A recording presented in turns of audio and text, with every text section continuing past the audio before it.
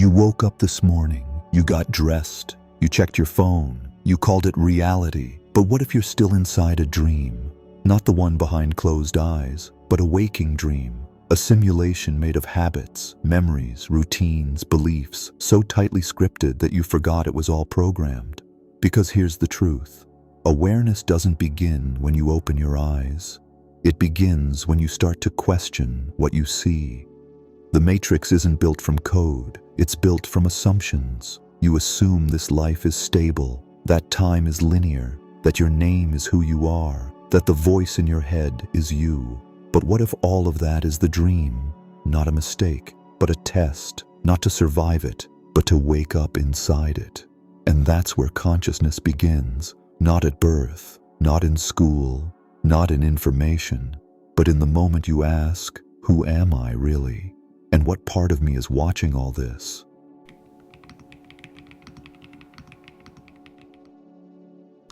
You were given a name, a language, a culture, a story. And somewhere along the way, you mistook that story for yourself. You said, I'm this body, I'm this job, I'm this trauma, I'm this timeline. But identity isn't truth. It's a dream the mind builds to feel safe in the unknown. Because the mind doesn't seek freedom, it seeks familiarity. And the easiest way to stay familiar is to trap you in a loop of who you've always been. Same thoughts, same emotions, same reactions, same choices. Not because that's who you are, but because that's who you believed you had to be. That's how the dream sustains itself, not with illusions of monsters, but with routines, with roles, with narratives so convincing you forget to question the script. And here's where it gets deeper. Every time you say, I'm not good enough, nothing ever works out. This is just how life is. You're not describing reality. You're repeating the code of the dream. You're not awake. You're remembering the program. But something in you is resisting. Something in you watches these thoughts and knows they're not the whole story. That something is consciousness, the real you, the one behind the name, the body, the history, the one who observes the dream instead of being consumed by it. And the moment you start seeing your identity as a construct, not a truth, the dream begins to glitch, the loop begins to shake, the sleeper begins to stir.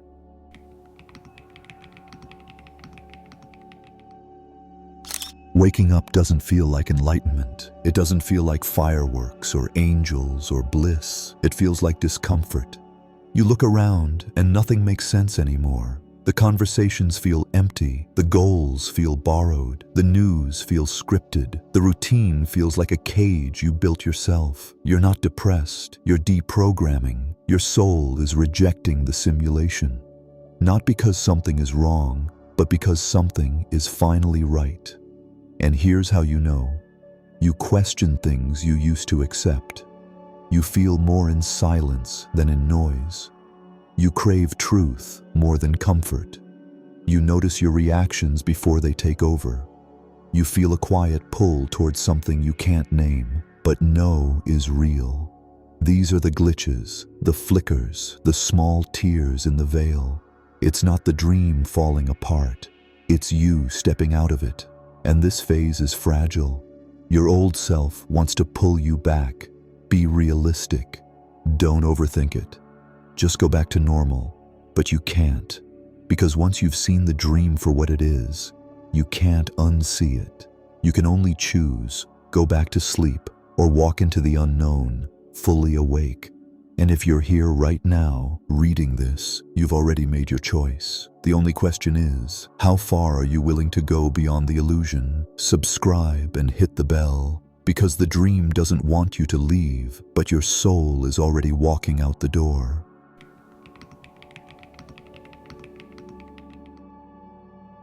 You've been taught that consciousness lives in your brain, that it emerges from neurons firing, synapses sparking, chemicals dancing. But here's what the mystics knew, what science is only beginning to suspect. Consciousness doesn't come from the brain, it comes through it. Your brain is a receiver, a translator, an interpreter of frequencies. It filters the vast field of awareness down into a manageable stream of thought and perception, just enough to keep you functional in this simulation. But the real you, the full, unfiltered, eternal you, that consciousness exists outside the body. It's not local, it's non-linear, non-physical, and non-personal. That's why you can watch your own thoughts, observe your emotions, sense events before they happen, access memories from lives you've never lived in this timeline, because your consciousness isn't inside you, you are inside it. This changes everything. It means the story of your life is being streamed through a filter, and that filter is your beliefs, your trauma, your identity, your programming. Change the filter and you change the entire experience. You don't just get smarter, you start accessing higher levels of truth. Truth that doesn't come from learning, it comes from remembering, because deep down your consciousness already knows. You're not your name, you're not your job, you're not your history, your awareness having a temporary human dream.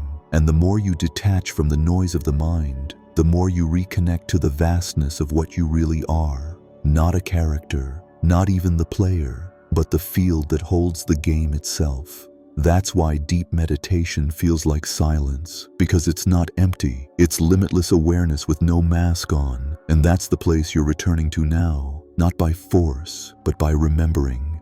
You were never trapped inside this dream. You were dreaming from the outside all along.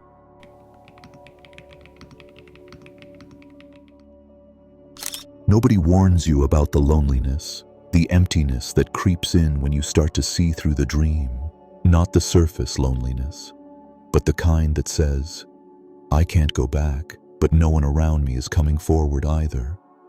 You try to talk about what you're seeing, the shifts, the glitches, the growing sense that this world isn't what it seems. But most people just smile politely or shut down. They're still inside the dream, and when you speak from beyond it, they can't hear you clearly. That's why waking up feels like isolation, because in a world full of sleepwalkers, lucidity feels like exile.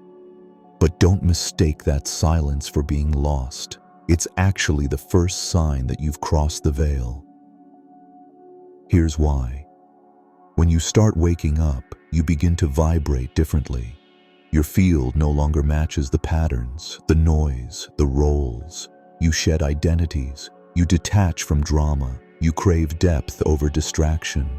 That shift breaks the old connections. Not because they're bad, but because they no longer resonate. It's like tuning to a new frequency. The old station can't reach you anymore. And for a while, the new one hasn't come in clearly yet. So you're in the static, alone, in between. This phase is sacred. Don't rush it. Don't fill it. Sit with it. Because that stillness is where integration begins. It's where your new self starts downloading.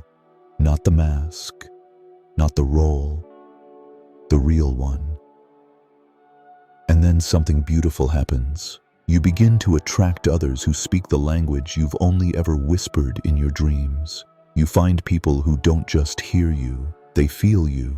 Not because you went looking for them, but because your frequency called them in. This loneliness isn't punishment, it's alignment. It's your soul clearing space for what matches who you're becoming. And when that new connection arrives, person, path, purpose, you'll realize the loneliness wasn't empty at all. It was the womb of awakening.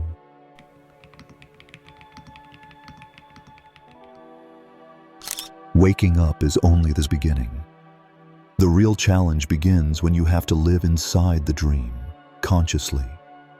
You still go to work, you still pay bills, you still move through crowds of people who believe this world is all there is. But something in you has shifted. You see the programming now, the fear in the news, the looping emotions in people's conversations, the unconscious behaviors repeating like background noise. You're no longer inside the game. You're watching it, and that creates a strange tension. You're awake, but the world is still asleep. So how do you live here without going back to sleep? You become a lucid dreamer, not someone who escapes, but someone who chooses their reality within the illusion. Here's what that looks like. 1. You stop reacting. You notice the triggers. You feel the energy rise, and you breathe instead of fight. That moment is mastery. 2. You create from clarity. You don't manifest from desire anymore. You manifest from alignment, because now you know desire is just the soul remembering what it already chose. 3. You speak from truth, not role. Even if your voice shakes, even if no one understands, truth rearranges the field, sometimes slowly, sometimes instantly. 4. You lead by vibration, not volume. No need to convert anyone, no need to argue. Just embody the frequency, and the ones who are ready will feel it. Because awakening isn't about leaving the world. It's about entering it fully, without forgetting who you are. It's walking through the illusion without mistaking it for your reflection. And that takes strength, because the old self will want to come back. The world will tempt you to perform, to go back to autopilot, to abandon your truth for comfort. But every time you choose to stay present, to stay lucid, your field strengthens, your frequency sharpens, your timeline recalibrates. You stop being a participant in the dream and start becoming a beacon inside it. Not because you need to save the world, but because your very presence disrupts the illusion for anyone ready to remember.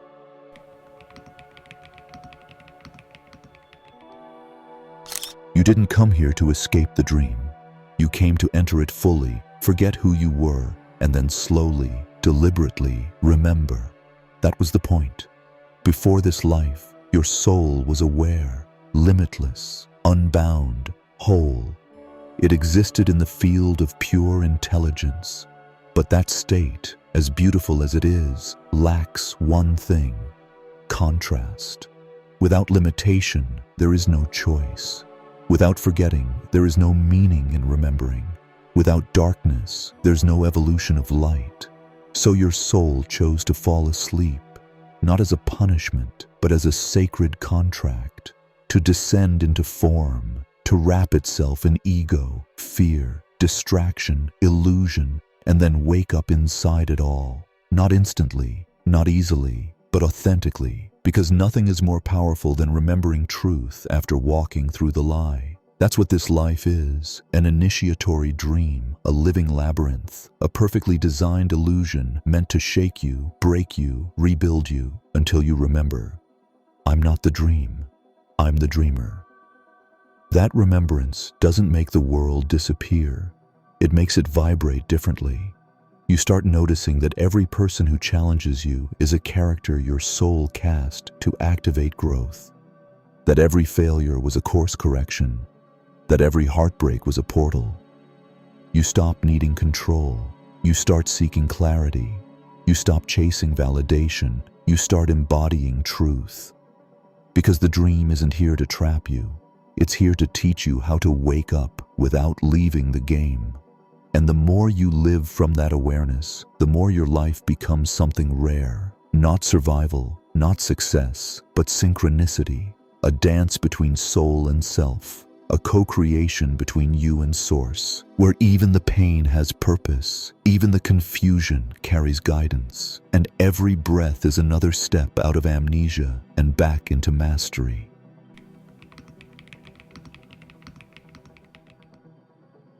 You thought awakening was the end, the finish line, the reward, but it's only the beginning, because now that you're awake, truly awake, you don't just observe the dream. You design it, not with effort, not with force, but with vibration, with intention, with alignment to the deeper self that never forgot. You no longer ask, what will happen to me? You ask, what frequency am I holding, and what timeline does it unlock? This is where the dream bends, where the code responds, where you speak and life moves, where you choose and reality reorganizes. Not because you're lucky, not because you hacked the system, but because you remembered who built it, and the builder was always you. Every symbol you see, every coincidence, every intuitive pull, every dream fragment, every flicker of déjà vu, it's all part of the architecture your higher self left behind, like breadcrumbs to guide you back into authorship. You were never meant to stay asleep. You were meant to wake up, stand still in the illusion, and start sculpting light from within it. This isn't a spiritual metaphor. It's the realest thing you'll ever live. And if you're feeling that strange stillness now, that knowing silence beneath all the noise, it's because you're not at the mercy of the dream anymore. You're becoming the lucid creator of your own frequency field. So the final question isn't, are you awake? It's deeper, more dangerous, more sacred, now that you are awake. What kind of dream will you create for the rest of the world to step into? Drop it in the comments. Because someone else is waking up too, and the reality you choose to embody might be the one that they finally feel safe enough to enter.